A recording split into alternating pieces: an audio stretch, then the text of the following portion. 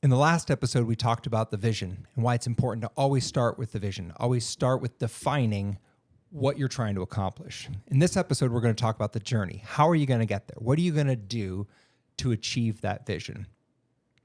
And importantly, why is that next instead of the culture? Make work not suck. Our podcast that talks about exactly that. Our process, vision, journey, culture, and results. We present real-world business solutions that make the difference. Our goal is to make work not suck. Hosted by Ryan Hodges, co-host Daniel Steere. Join us each episode and make work not suck. Welcome to the Make Work Not Suck podcast. Ryan, last time we talked about vision and why it's important to start with vision, to start with the belief, to start with why we are all here in the first place and where we're trying to go. After vision comes journey. And journey's kind of an interesting word choice. I think it could mean a lot of different things to a lot of different people. So unpack that for me a little bit. What do you mean when you say journey? All right. So journey is the mental side of the equation. We're going back to our psychology piece, right? And the mental side of that comes in two forms. So you have your on the high end, you have the imagination, like the dreaming, the experience, what you think it should be, or what you envision. Like if you close your eyes and you think about kind of the vision you're trying to achieve, then you think of that experience. Okay. This is where we go from to that. We still got a little bit of the EQ in it, right? Like, what are we trying to get? Coming out of that belief and into the mental. And what do we want people to feel when they engage with our brand? What the customer journey experience, right? Like, we want them to experience when they're a customer of ours. And then when you work down on that, you've got your strategy, your kind of big picture, how you move through the customer journey. Like everybody knows, customer journey. You got sales, marketing, customer success, production, how you actually deliver. Right. And then the bottom part of that is the SOPs on how the individual people actually deliver that. And so you get from what the experience you want people to feel down to the IQ of how people actually deliver that. And that's what journey is. And so it's not only a journey of the journey, right, but it's the journey you're taking people on, the journey within the business, and how people execute the journey. Which is, at the end of the day, when you sell something to a customer, you take them through a customer journey.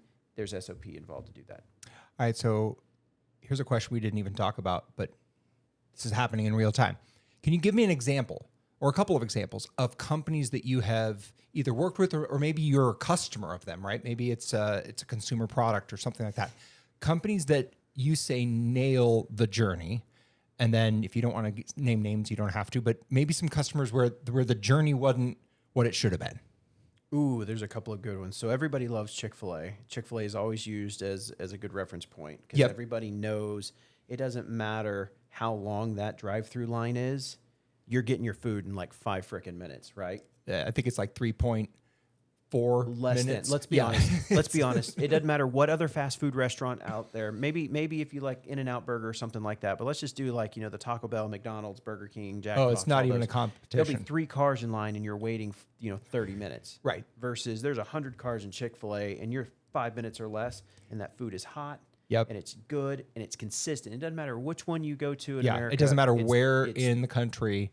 It's the same. It's the same. That's an experience. And so what is Chick-fil-A? Chick-fil-A, they go, we want our people to experience, we don't want them to come in and be frustrated. Right. Right. And I'm not going to get into the details of that one. That's for a later date and time. Yeah. But just think things of this, like everybody knows when you say thank you, they say my pleasure. Right. That's again part of the experience. The other one is what's the first thing they ask you when you pull up to the window? Or if they're what's the name for your order? What's the name for your order? And then guess what? They put that in their computer, and then everybody knows because of an SOP to say, "Hi, Daniel. Are you Daniel? This is your order." Because they also took note of your car. They wrote down what car you're in. They took down your name, and so they know when they walk over to the white BMW, they say, are you Daniel? Here's your order. Yes, I'm Daniel. Thank you very much. It feels very personalized. Right. That is nailing an experience between what we want people to feel. We want them to feel that positive experience through our drive-through. we've got the strategy in play on how to do that, and we've got the SOPs that everybody lives by to do it. That's a great example of what it does. Yeah, that one's good. I'll add one to that. Took my family on vacation, took them to a Disney park, and then took them to another theme park, who I will not name, that was not too far away. I'm not going to say what state I'm in. Universal. Just nope, not saying anything. Anyways, even my wife commented that there's just a different experience. Like it just feels different. It somehow feels more magical. Even if the lines are longer, they have created an experience for you so that you're standing in line for 90 minutes and yet somehow you're still entertained. Well, there's a saying from Walt Disney, and I'm going to butcher this, but it's like, if you micromanage the process, then it creates the magic. The magic is created by everybody adhering to the process. That's why, nobody points at Disney. Everybody throws their hand. The open hand. I didn't even realize that. I don't know how true some of this stuff is, but like the trash cans like go underground, and you never see anybody like actually changing the trash because you don't want to walk through a park and watch someone throwing trash bags around. That kind of detracts from the magic. characters walking around. And so when it's always clean and you don't know why it's clean, and when there's always courtesy and gestures, when there's always experiences in the rides, even they have the Imagineers. Oh yeah. Their job is to think all this stuff up and make it a magical experience. Though I will tell you, it is very fun to watch Jack Sparrow on the Pirates of the Caribbean ride at Disneyland Tokyo. Oh yeah. Speak in Japanese. It's actually quite comical, but again, an experience, right? Yeah. Well, I mean, I even noticed how they do crowd control, and they are friendly but efficient, and that is a tough line to walk. Yes. To keep people moving quickly in the right directions, but not feel like cattle, and somehow they're able to do that. And I would think, when I think about companies that are great at the customer journey, that customer experience, Disney's one of the first ones comes to my mind. Yes, yeah, and there's several of them out there. I mean, heck, even I think one of the other episodes we talked about delivering happiness with Zappos. Oh yeah. There's like people that like called in and trying to figure out where to order a pizza, and their whole philosophy was they would help you in any way they could, and hopefully you would buy shoes. Sure. And because that experience, that customer service was so high, right, that people just kept buying shoes. Yeah, interesting. Any experiences you've had recently that was not a great journey? Oh, I have far too many of those, and I won't name names. But that's one don't of name those, names. That's one of those when that typically means they're a more results-heavy organization on KPIs, and there's a balance. There's a dichotomy between having your processes in balance with your results, and so. Actually, I'll give you a more recent example. There was some requests coming in through an organization using HubSpot as their sales and marketing tool.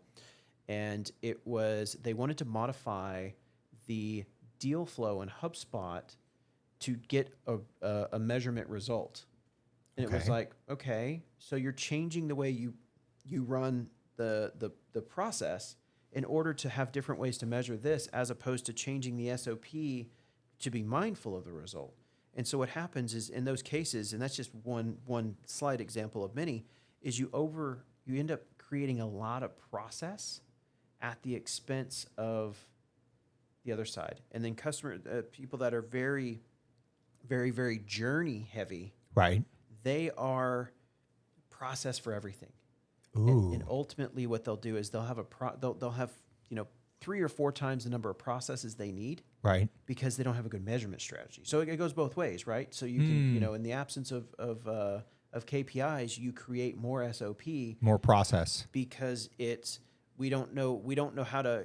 We had this scenario happen, so we put another SOP on it, and then we have another SOP and another SOP and another SOP and another SOP, to the point where someone has like 38 pages to figure out how to press one button in a software system. Sure. Because if this scenario, that scenario, that scenario, this scenario, this scenario, that scenario makes it impossible, well then work sucks. Sure. Because guess what? You're never good enough because you keep making mistakes because you didn't follow the right process. Yeah. Companies that are too journey heavy without the balance of the vision, the journey, and with the rest of the equation, there's too many SOPs. And then because there's so many SOPs and there's so many nuances and stuff like that, guess what?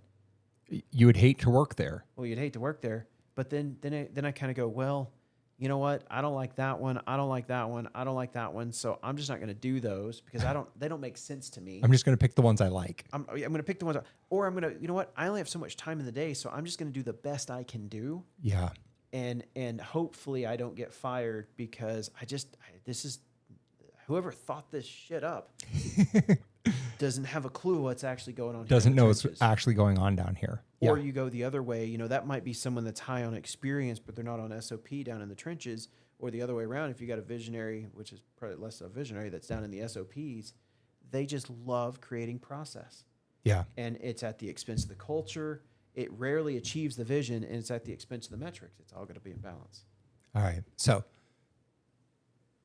one of the questions as I think about going from vision to journey to culture, it kind of surprises me that you go vision, journey, culture.